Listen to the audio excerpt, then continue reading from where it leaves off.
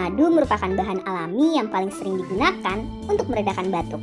Madu memberikan efek lega di tenggorokan sehingga dapat meredakan batuk dan sakit tenggorokan.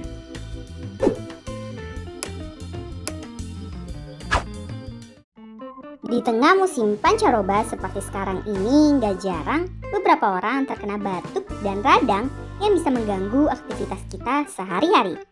Gejala batuk dan sakit tenggorokan ini sangat identik dengan gejala COVID-19 Omikron. Namun, belum tentu menandakan kita terpapar virus ini, tapi bisa jadi karena penyebab lainnya. Meskipun begitu,